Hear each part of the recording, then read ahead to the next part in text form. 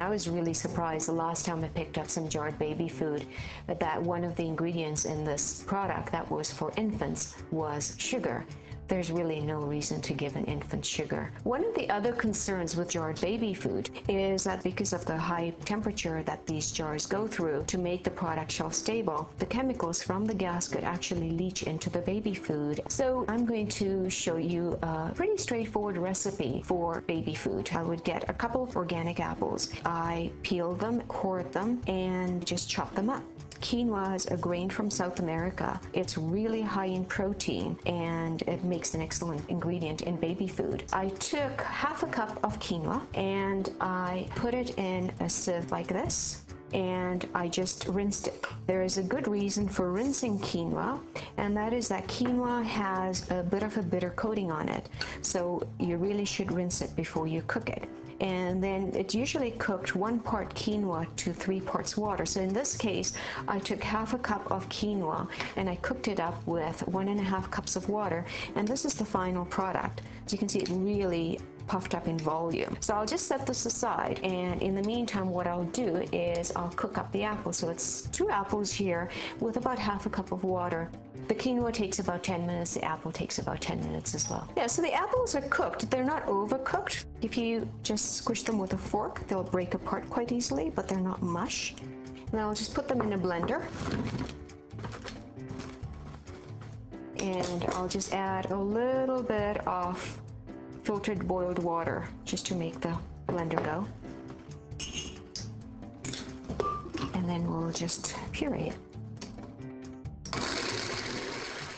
So we'll just empty this out in here. Quinoa is a very versatile grain. Some of the other things that you could do with quinoa is you can use it as a base and then mix it up with pureed vegetables. Wait for this to cool down. I recommend that the food is cooled down before you put it into plastic trays, but you just put it away in these trays. So it's about a spoonful for each portion. Tap down the tray and just fill up the rest of the tray and cover it up with plastic film and then put it in the freezer. And once the cubes have frozen, you can just empty the cubes out into a Ziploc bag and then they'll keep in the freezer for around a month or so. People sometimes ask me, well, why frozen? Why not jarred? And one of the questions I had for them was, when you go to a grocery store, do you buy frozen peas or canned peas? Almost always people said that they bought frozen peas. When asked why, they said, well, the product is fresher, it tastes better, it looks better, it is more nutritious. It's exactly the same thing with frozen baby food compared to jarred baby food. Have a look at the ingredients. Baby food should not have any salt, sugar, fillers, or preservatives. All our products are free of the top 9 allergens, so there is no wheat, dairy, eggs, fish, shellfish, tree nuts, peanuts, sesame, or soy.